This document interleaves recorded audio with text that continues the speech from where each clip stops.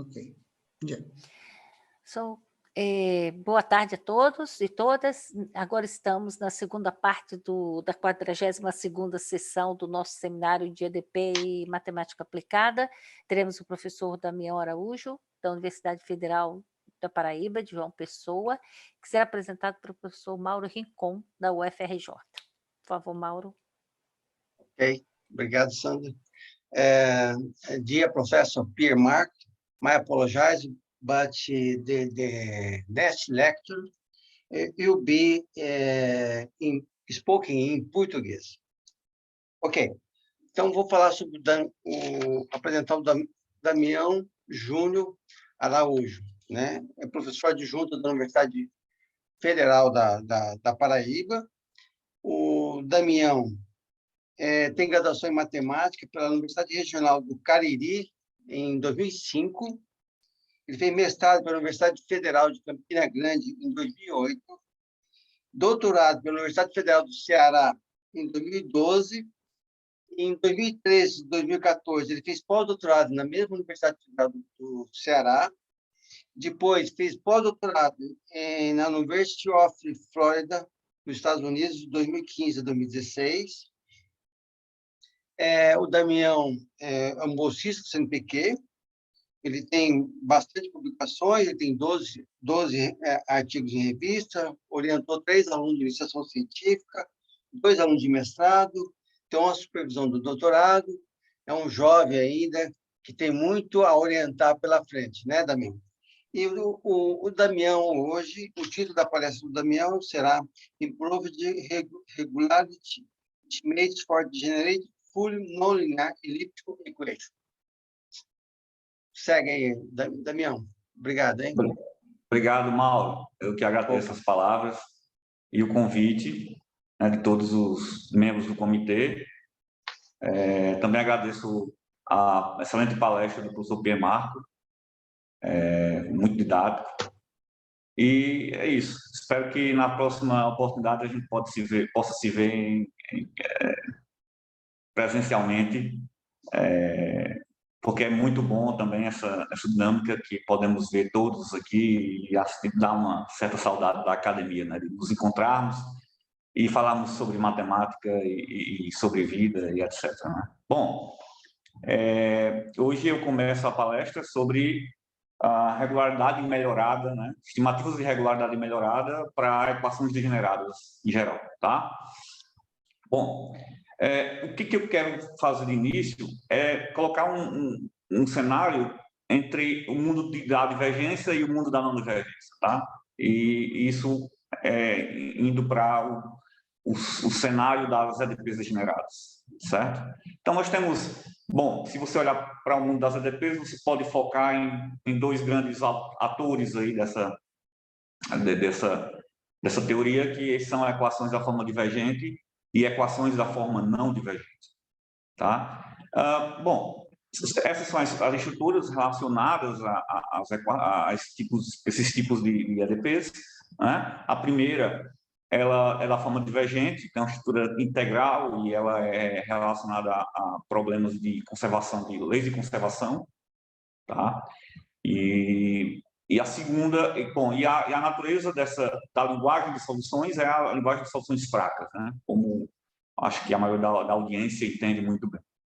A segunda forma, que é a forma não divergente, ela tem essa estrutura de traço, né? Você tem uma matriz A, tá? E ela atua na hessiana, certo? E ela, basicamente, ela vem de modelos que traduzem situações probabilísticas, né?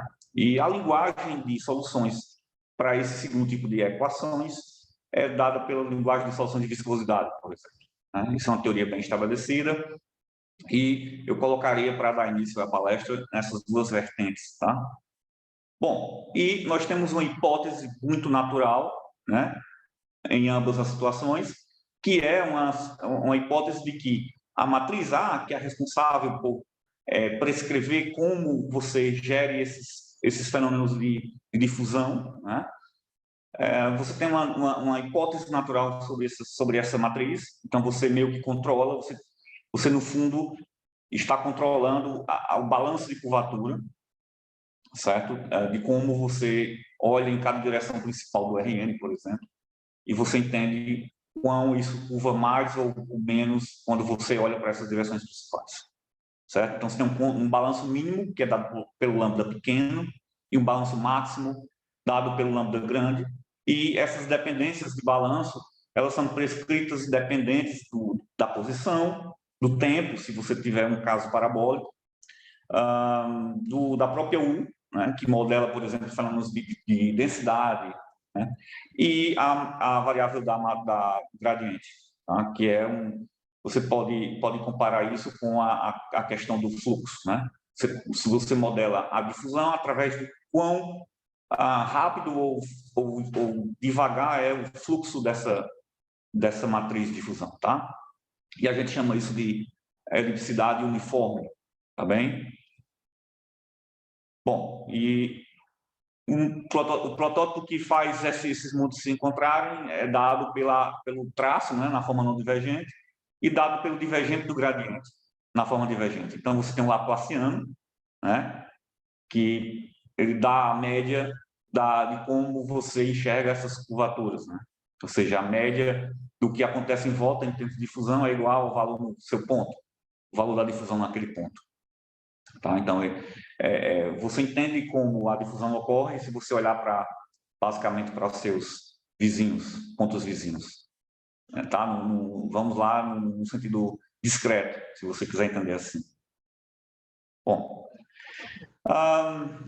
agora nós partimos para definir uma situação mais fraca, né? Uma situação mais geral, onde a gente permite que haja a perda do balanço por baixo da taxa de difusão do operador. Ou seja, a gente agora pode permitir que essa matriz de difusão, ela se degenere ao longo de pontos críticos, por exemplo. Tá? Ou então, você quer modelar problemas que você perde difusão quando o fluxo, tá? Quando o fluxo ele começa a ficar lento e mais lento, próximo de certos pontos, né? Ou seja, no caso aí, próximo a pontos críticos, né? Onde o gradiente zero. É isso. Então, a própria solução, ela rege e dita como acontece essa difusão, tá? Esse modelo de difusão. Tá? E, então, você tem essa relação entre difusão e fluxo do balanço, que é a dependência exatamente da matriz A olhada no gradiente. Tá bem? Então, esse é o nosso ponto de partida para essa nossa palestra de hoje. Tá? E um importante protótipo disso é quando você pega uma matriz que depende do gradiente e olha isso como a identidade vezes o módulo do gradiente elevado a uma potência. Esse cara, esse operador, essa matriz de fusão, quando ela é acoplada na forma divergente, ela é conhecida como o clássico Laplaciano, né? Todo mundo aqui já tem um pouco de familiaridade com esse tipo de operador, né? E a gente olha para esse operador, né? Ou seja, ele é conhecido como Laplaciano, né? Quando você olha para o caso não variacional, que é esse segundo caso no traço, e aplica essa mesma matriz, você obtém esse tipo de equação, tá? Então, é uma equação, de certa forma, degenerada, e aqui a gente tem um belo protótipo, ou seja, um belo par de protótipos que modelam equações que degeneram no gradiente, e esses vistos, né, da forma variacional e não variacional, tá? Nesse caso, a relação entre gama e P é dada por esse fator aqui, P igual a gama mais 2, tá? Ou seja, o gama é o P menos 2. Tudo bem? Bom, existem outros meios também de você modelar esse problema, né? Você pode, por exemplo, enxergar equações de poros medium, né? Equações de meios porosos que modelam fluxos de substâncias em meios porosos, né? A máquina de café, por exemplo, é um resultado de modelos que se relacionam com isso, né? E a equação do meio poroso é tipicamente colocada à disposição para nós matemáticos como uma equação parabólica, né? E ela tem essa estrutura, que é o PMI, né? A equação do meio poroso, tá bem? Se você olha para o lado não variacional, você pode encaixar uma perspectiva do problema de Alt-Phillips, que é um problema dos anos 80, que você tem, no caso, você tem Laplaciano de U igual a U elevado a gama menos 1. Se você olhar esse gama menos 1 como uma relação entre a potência, né? Ou seja, esse A, você acopla no traço e você consegue, de certa forma, manipular e obter uma equação desse tipo. Tá? Isso é um problema de fronteira livre, assim como também a equação do meio poroso. Tá? A gente pode enxergá-las como problemas de fronteira livre. Ok? Bom, existem outros tipos mais gerais, como Double Nonlinear Equations, onde você tem um mix de dependência da U e do gradiente. Tá? Ou seja, o fluxo e a densidade da partícula interagem e ditam como ocorre essa difusão. Tá bem? Então, esse são os modelos que geralmente são olhados como modelos degenerados e singulares de alguma forma. Tá? Bom, mas aqui o nosso objetivo é de fato, explorar equações generadas da forma não variacional. Tudo bem? Ou seja, naquela segunda forma, onde nós tínhamos aqui o segundo caso, né? Que é a potência do gradiente Laplaciano de U igual a F. Pessoal, vou tentar aqui uma reforma aqui. Então,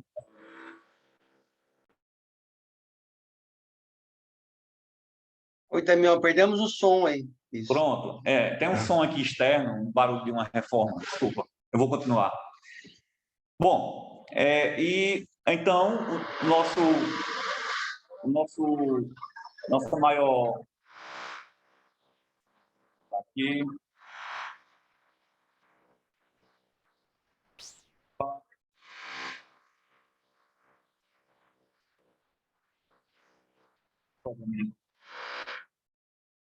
Pronto, acho que agora voltou.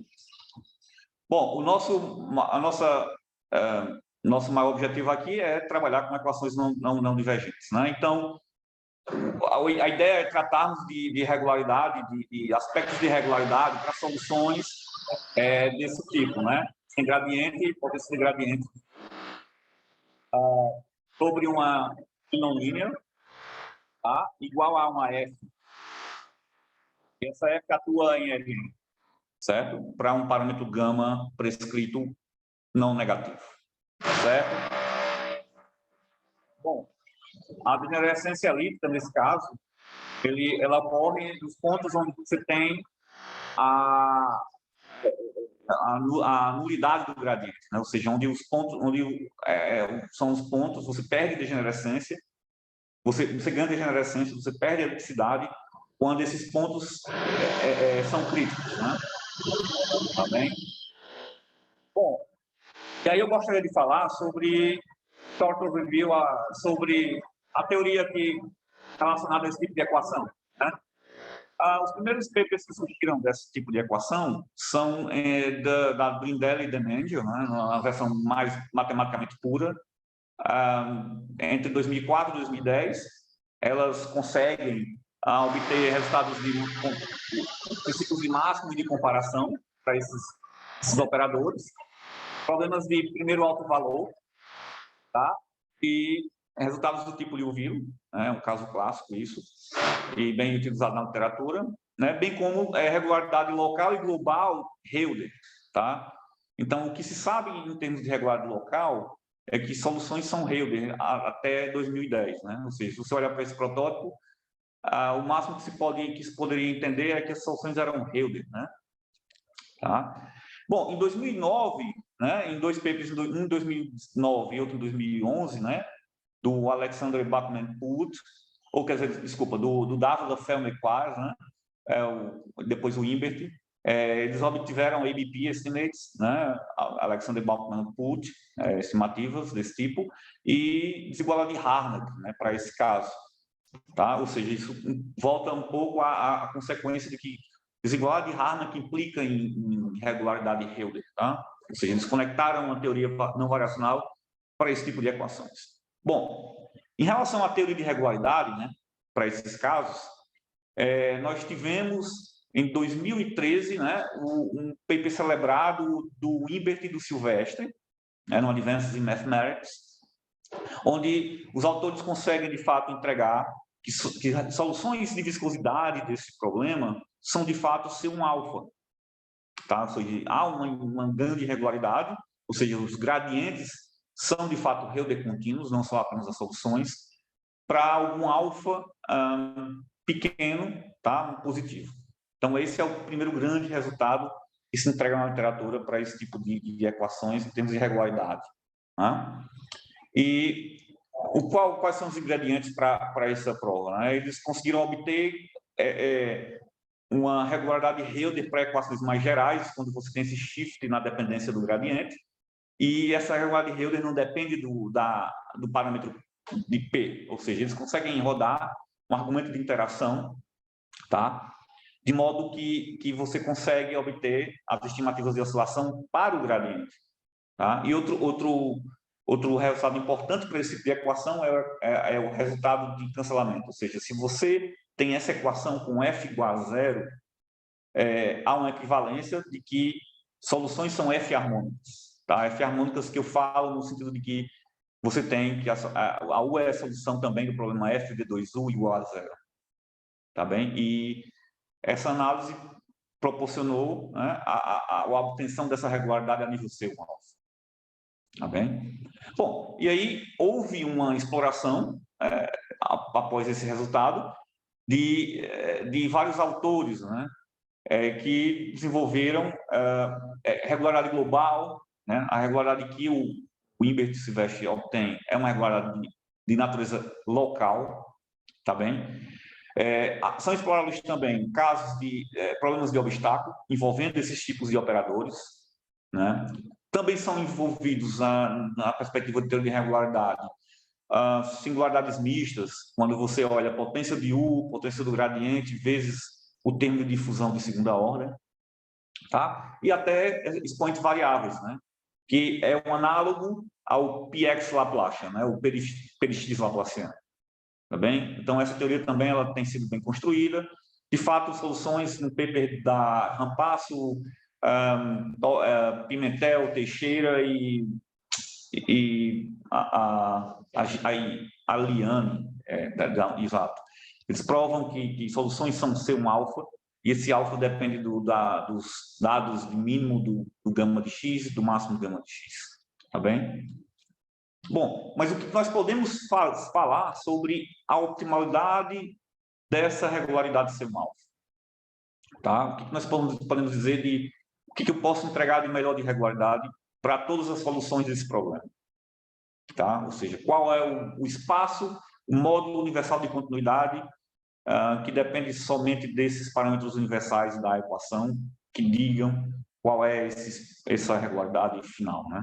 Então, tem um exemplo radial, temos um exemplo radial que fala que se tomarmos essa φ, né, em Rn, ela de fato resolve esse problema com f igual, tá?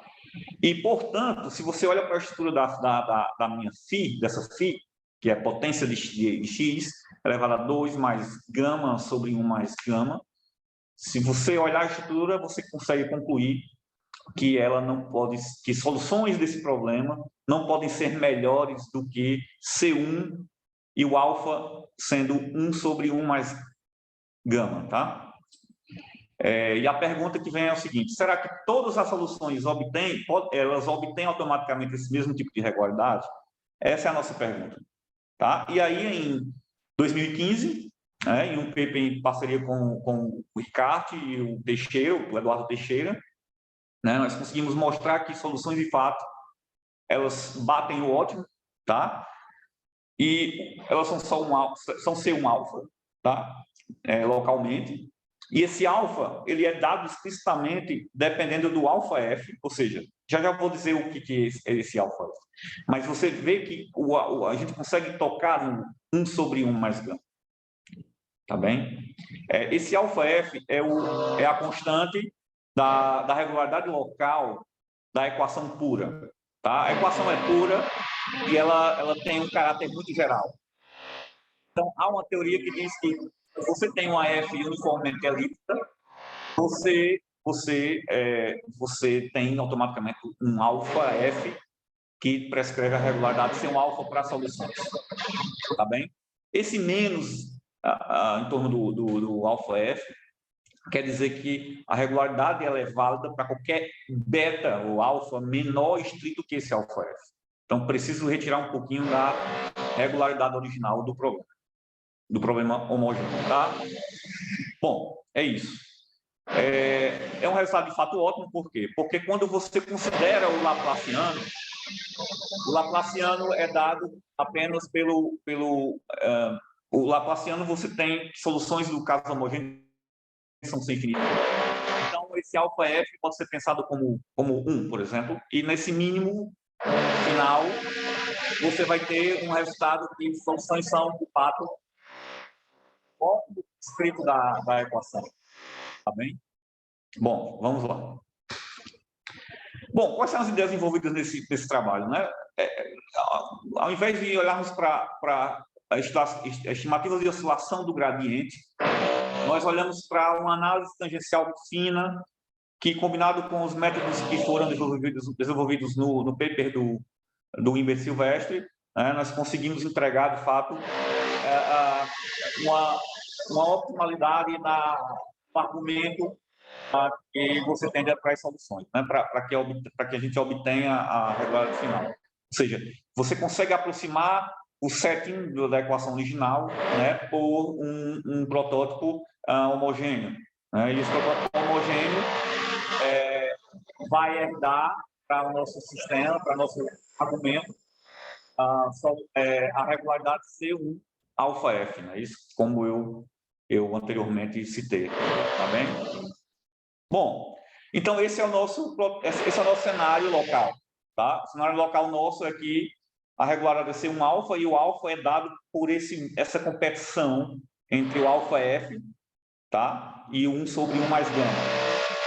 Percebam que é muito importante olharmos para o gama como parâmetro de degenerescência, porque quanto maior o gama da potência, mais degenerada fica a equação. Então, quanto mais o gama cresce, você tem menos regularidade.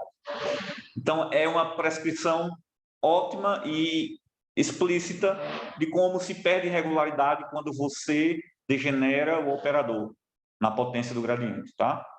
É uma questão de se ver como um resultado de controle, de alguma forma. Um controle ótimo, de modo que eu consigo modificar minha equação para que eu prescreva quão regular a solução seja, né? Tá? Qual a taxa de degenerescência dela em torno de pontos críticos, por exemplo. Tá bem? Bom, e aí a gente passa a falar sobre regularidade no bordo. Ou seja, agora nós vamos mudar aqui um pouco o foco e vamos entender um pouco sobre resultados ótimos de regularidade no bordo. Tá? Bom, nesse caso, temos a literatura pronta para isso, né? Que é um resultado da Pirandelli e Denegel, que, bem, resume em 2 papers, né? Uma série de dois resultados, 2 papers, em 2014 e 2016, onde elas conseguem a regularidade ser um alfa, tá? Para um alfa desconhecido e pequeno, global, ou seja, up to the boundary, você tem, de fato, essa regularidade ser um alfa, né? Uma vez que você prescreve um dado de fronteira com o mesmo nível de regularidade, tá? Isso é importante, tá bem?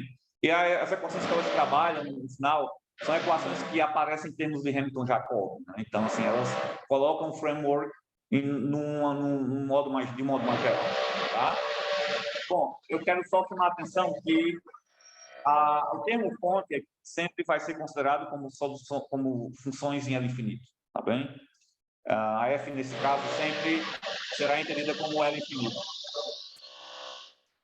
Bom, como é que eu gostaria de entender essa ideia da importância, né, de você ter um controle explícito e ótimo de como as curvas, né, como a geometria desse problema ocorre, né, dependendo da degenerescência do problema.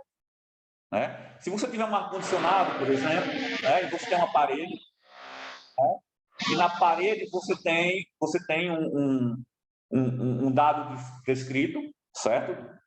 E você tem aqui um fluxo de temperatura partindo do interior, tá?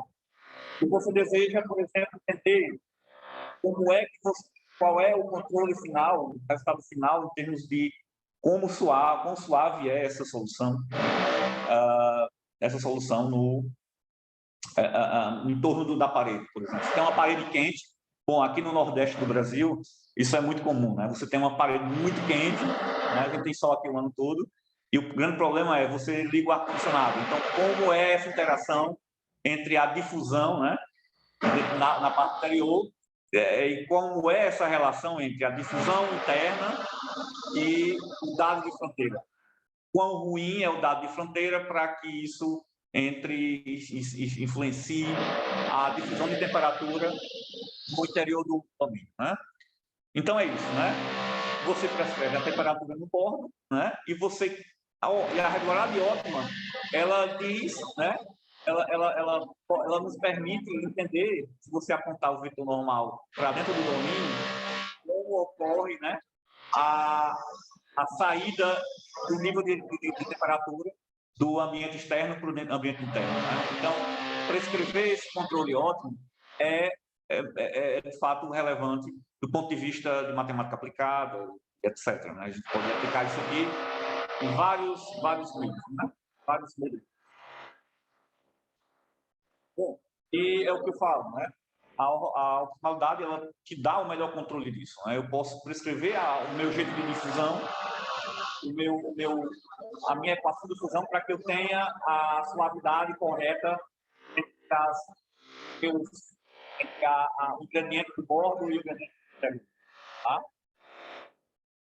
Bom, e aí, em um trabalho recentemente concluído com o Sirakov, o Boyan, né, nós conseguimos concluir que se você olha para o problema de Dirichlet, mas um problema de Dirichlet, bom, você pega uma parte do bordo, né, do bordo do domínio, e se você prescrever que a função G ela é ser um beta no bordo, tá?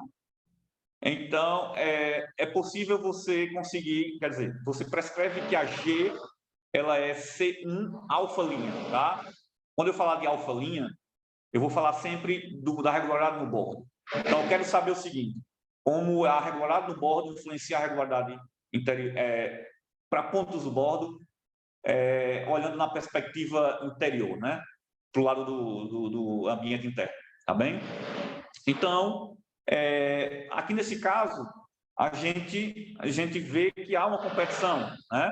Ou seja, nós conseguimos mostrar que a regularidade é C1 beta, e o beta é o mínimo entre alfa-linha e a força de degenerescência trazida pela equação, né, acima, tá bem?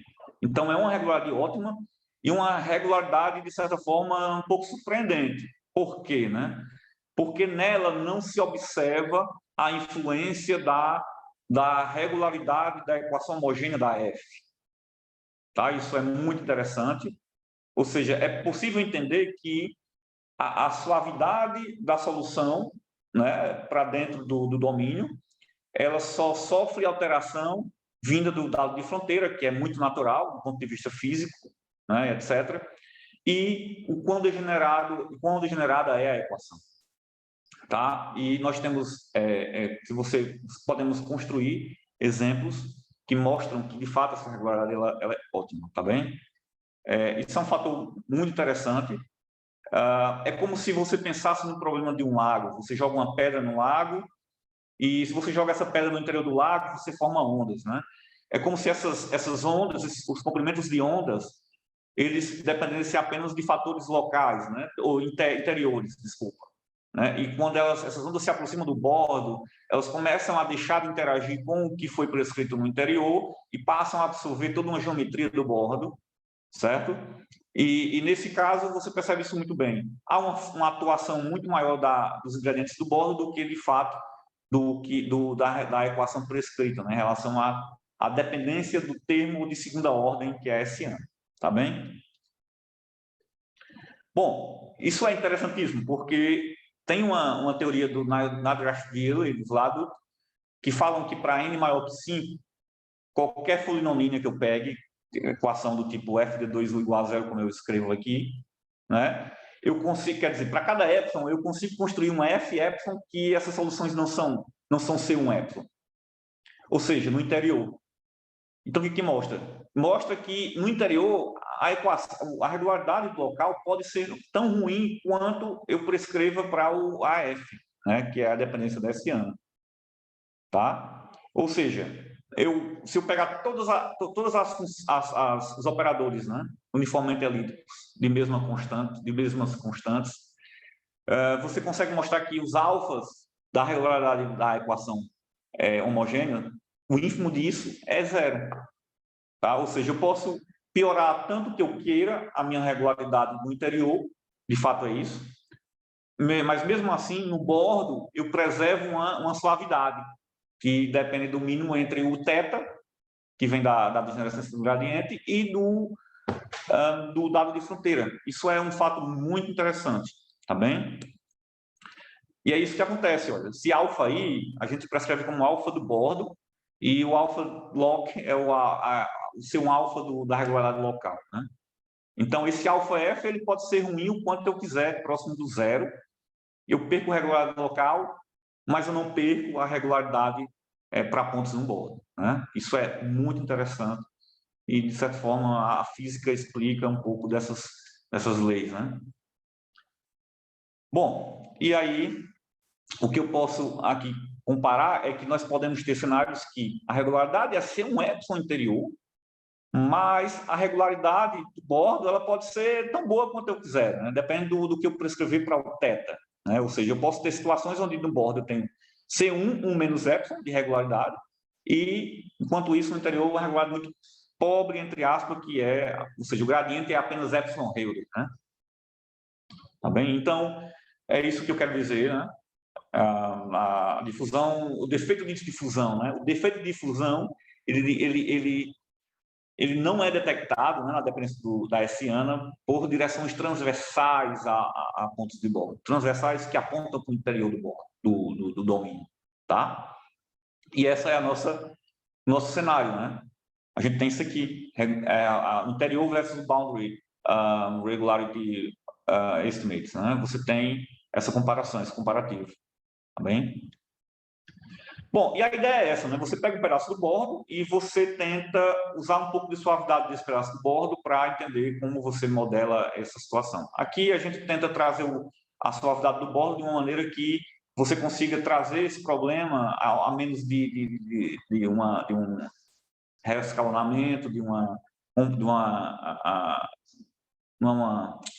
composição, né, de funções para que você tenha um problema original olhando no semi-espaço. Você pega a bola de B ou mais, né? E você agora quer construir um gradiente para isso, né?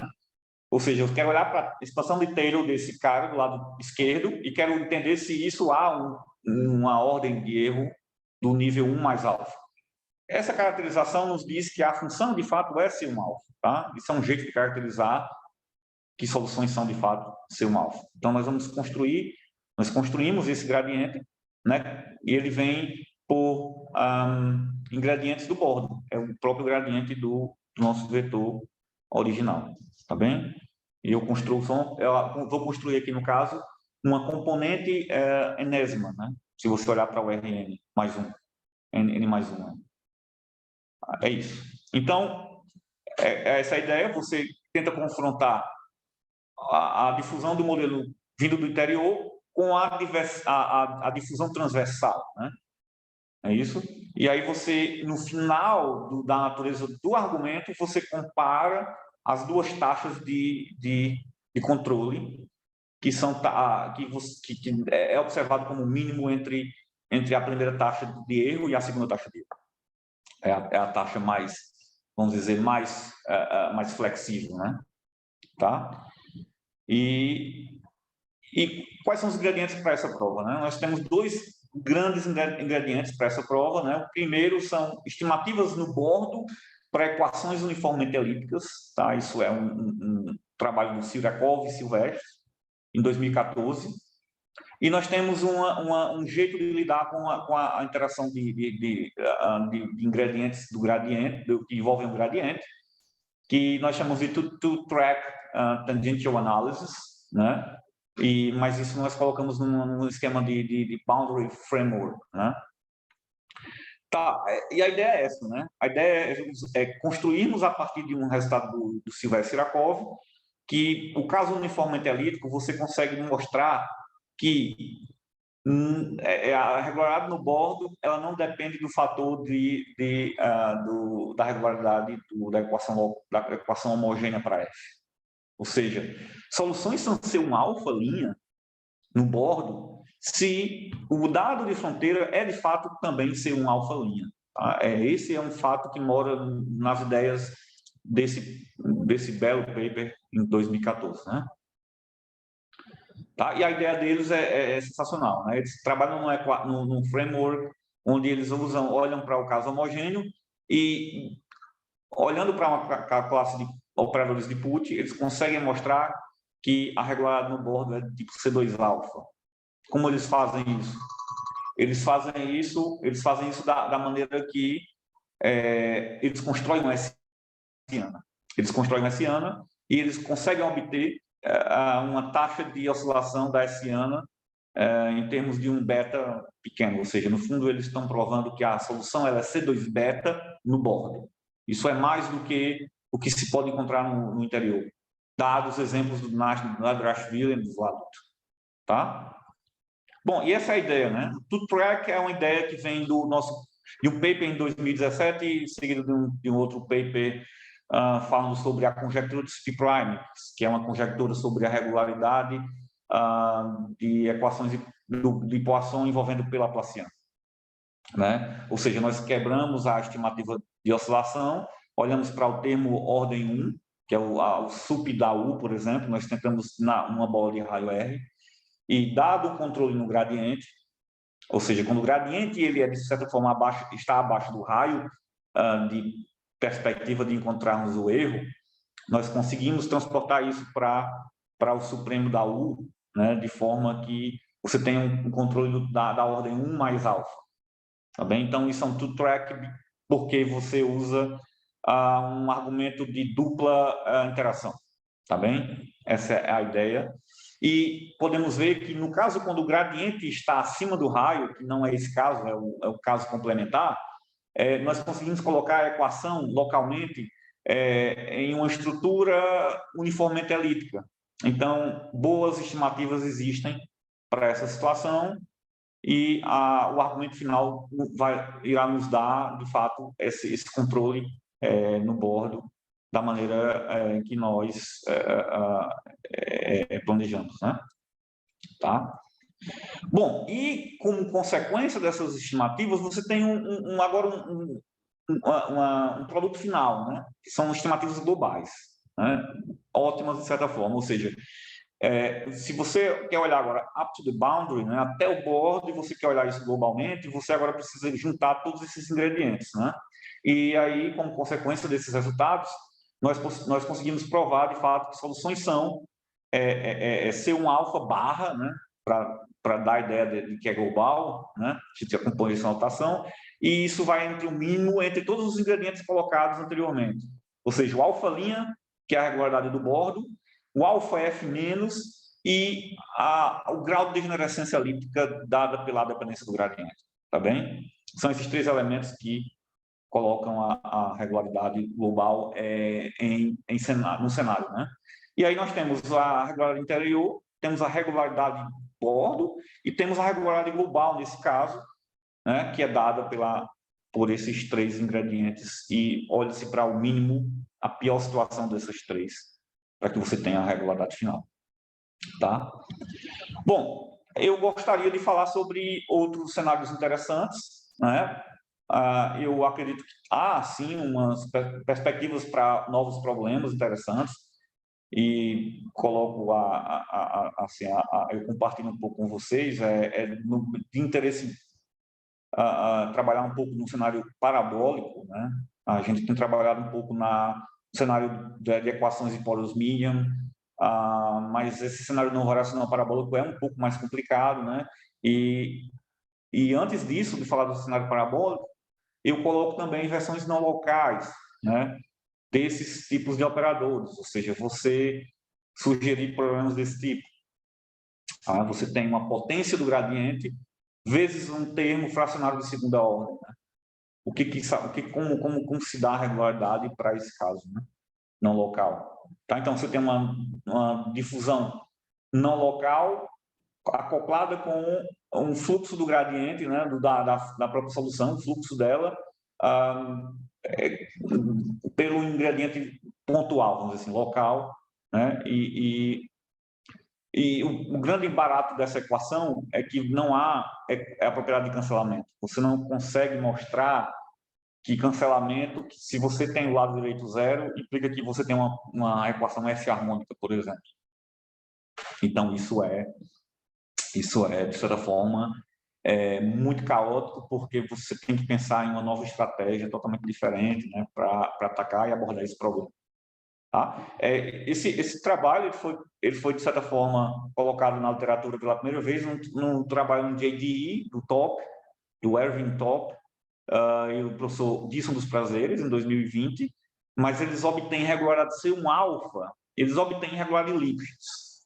Soluções são Lipschitz, mas só se sabe regularidade do nível C1-alfa quando o S está próximo do caso local, né? Quando o S está próximo do 1. Certo? Então, esse é um grande problema. Inversões desse problema, por exemplo, parabólicas também são bastante interessantes, mesmo dos pontos de vista de possíveis novas aplicações em modelos mais naturais, né? Mas que aparecem de fato na natureza. Tá? E esse é o caso parabólico. Tá? É bem conhecido quando o gama é igual a zero. Eu nem falei sobre isso, mas quando o gama é igual a zero, você recupera toda a teoria original do caso uniformemente, nesse caso parabólico, né? E olharmos isso em cilindros, né? E entender qual é a geometria do cilindro, né? A geometria intrínseca do cilindro parabólico que importa para que você consiga fazer essas interações geométricas funcionarem. Isso pode estar muito relacionado a dos trabalhos, por exemplo, de Benedetto nos anos 80, 70, 80, né? E a grande ideia é buscar por estimativas tipo C1-alfa no espaço, tá? E C1 mais alfa sobre 2, ou seja, a regularidade de Hölder no tempo, tá? Isso é um problema em aberto e eu acho que há um interesse da comunidade sobre esse tipo de problemas, tá? Pessoal, eu fico por aqui, certo? A ideia era passar um pouco, de modo breve, aí, o que nós estamos aí desenvolvendo nos últimos anos, e é isso. Eu agradeço demais a atenção e a audiência, né? Temos aqui bastante pessoas, e parabenizar a organização pelo engajamento aí. Obrigado, Damião. Vamos passar para as perguntas. Deixa eu olhar o chat aqui se tem alguma pergunta. Alguém tem alguma pergunta a fazer, Damião? Vou ver aqui, Damião, que eu tô... Ok. Opções.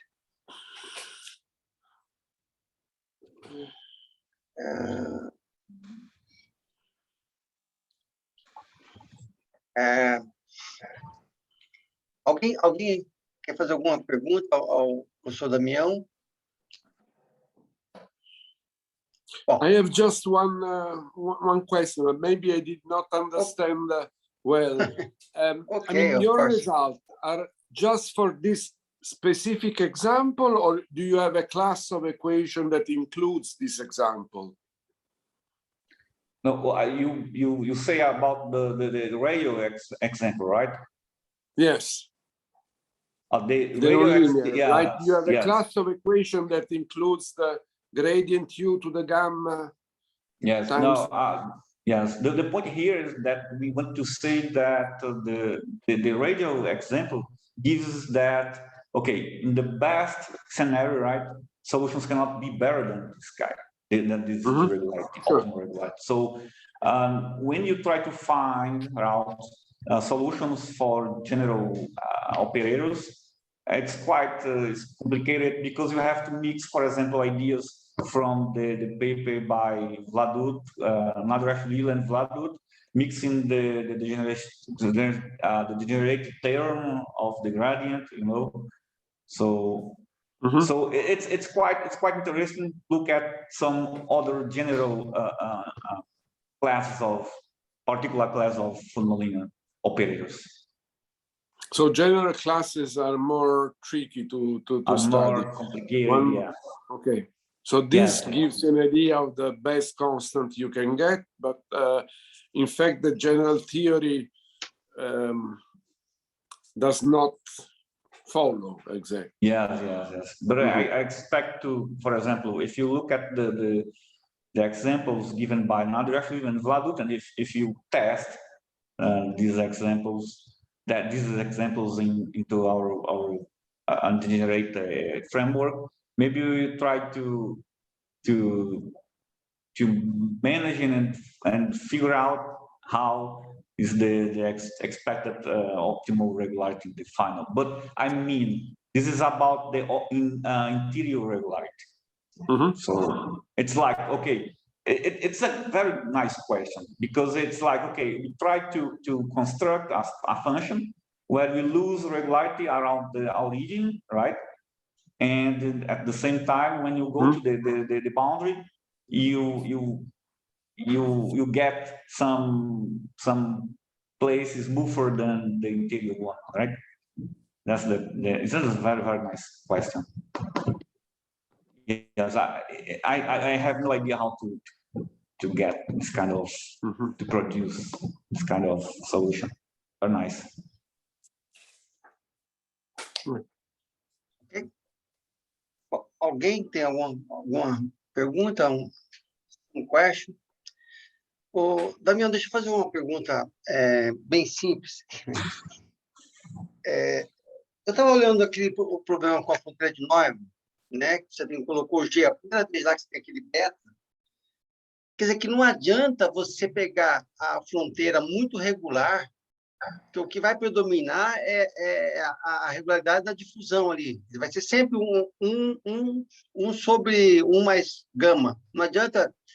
Quer dizer, qual é a ideia? A ideia é de você tomar mais regularidade, você vai tipo, quase ter um problema de Dirichlet, alguma coisa assim, e vai voltar à regularidade anterior. Exatamente. Excelente observação, Mauro.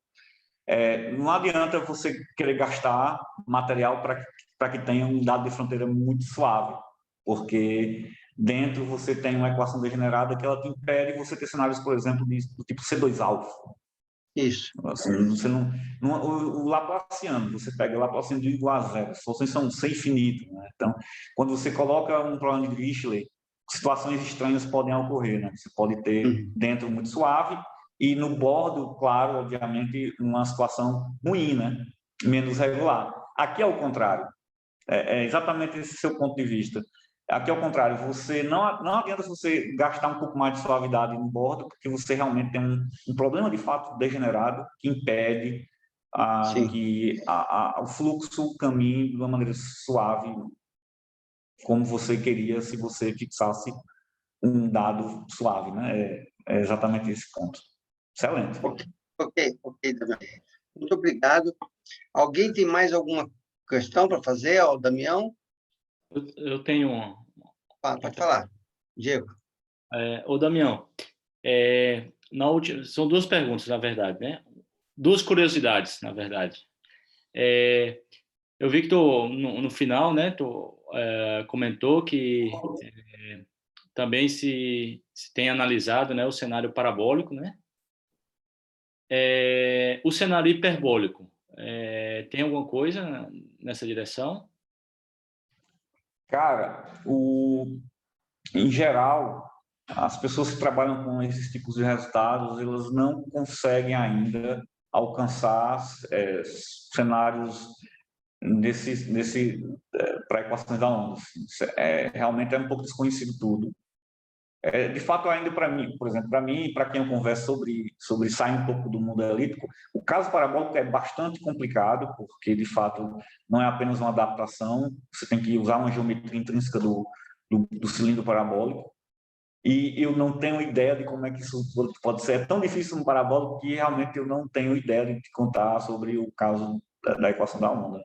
Mas é uma perspectiva bastante interessante. Você... O parabólico, né, não tem efeito regularizante, né? Então, talvez, igual não tem muito interesse, né? Talvez seja Exato. isso. Pode ser.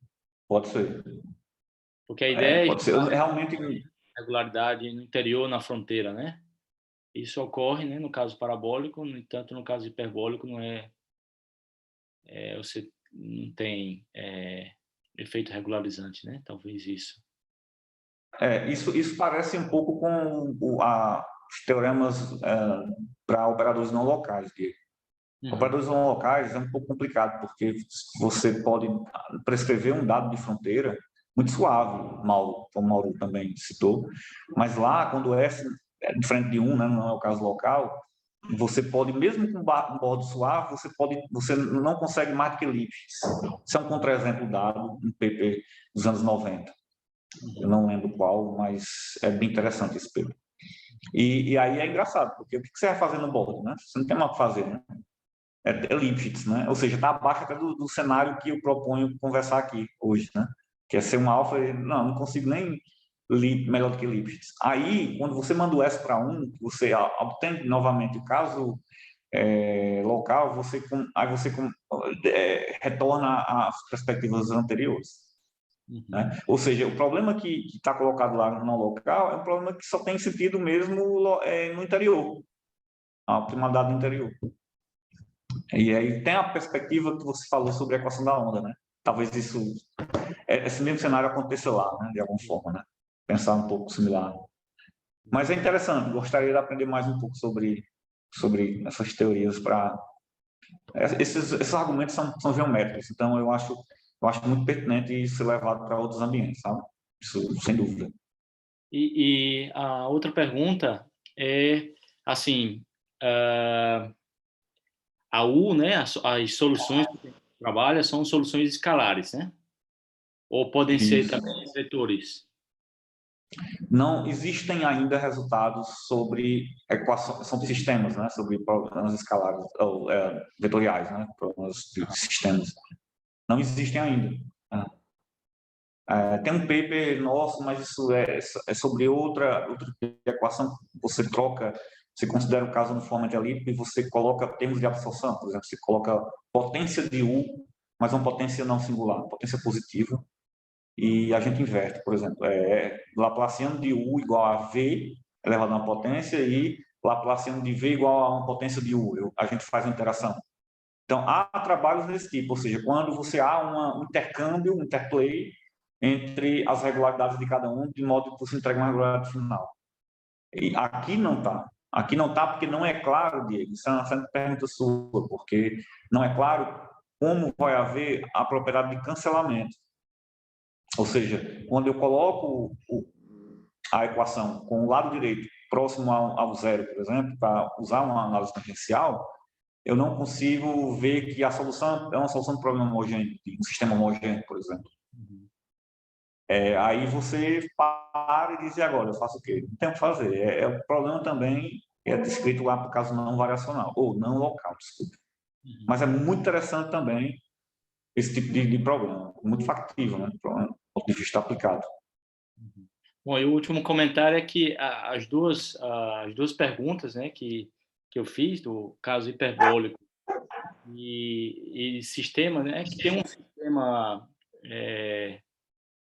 eu acho que o Fagner, bom, de vigas, né, onde você tem um comportamento hiperbólico, sabe? E o operador espacial, né, ele é uma não linearidade justamente mais ou menos como essa, entendeu? De ordem 2, né? Então,